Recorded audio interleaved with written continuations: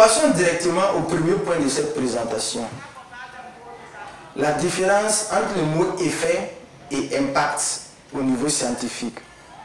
Notez que dans le jargon scientifique, les effets sont l'influence imminente ou encore les séquelles imminentes ou simultanées dues par exemple à une maladie, à un tremblement de terre, à une pandémie, ou encore nous avons ce qu'on appelle la notion de cause à effet, le déterminisme.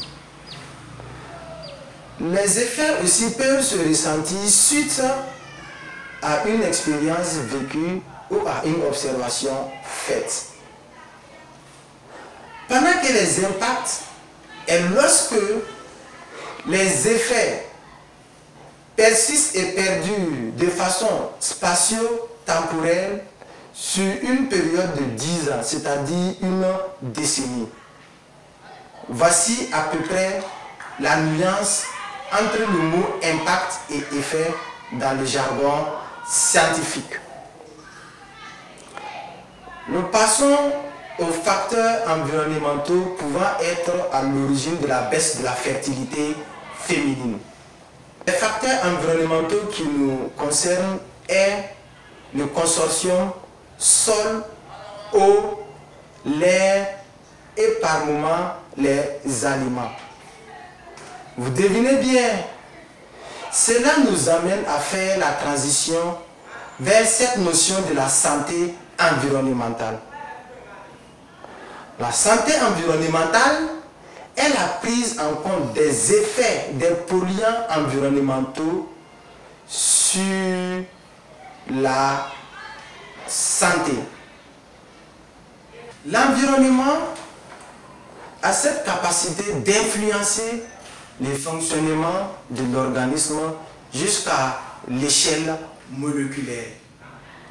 Je m'en voudrais sûrement de ne pas évoquer cette notion de l'épigénétique. Sûrement que certains vont dire l'épigénétique. Oui, c'est vrai que c'est une notion qui peut-être sonne pour la première fois chez d'autres personnes, mais n'ayez pas peur, nous allons décortiquer ce mot. L'épigénétique est en fait l'influence qu'exerce l'environnement sur notre gène, ou encore les interactions qui existent entre l'environnement et l'ADN, ou encore les agressions que subit l'ADN vis-à-vis de l'environnement dans lequel il se trouve.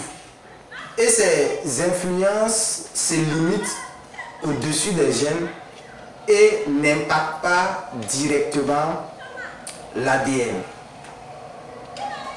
Nous avons dans le jargon scientifique ce qu'on appelle l'horloge épigénétique.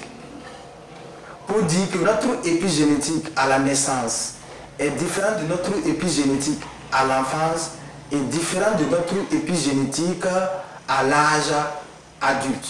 Par exemple, nous avons l'épigénétique et l'âge, l'épigénétique et infection, l'épigénétique et cancer et l'épigénétique et nutrition. Cette influence épigénétique également joue sur ce qu'on appelle la vulnérabilité individuelle. La vulnérabilité individuelle est liée à l'âge, au sexe, au régime alimentaire, au mode de vie, au bagage génétique et la présence des polluants dans l'organisme.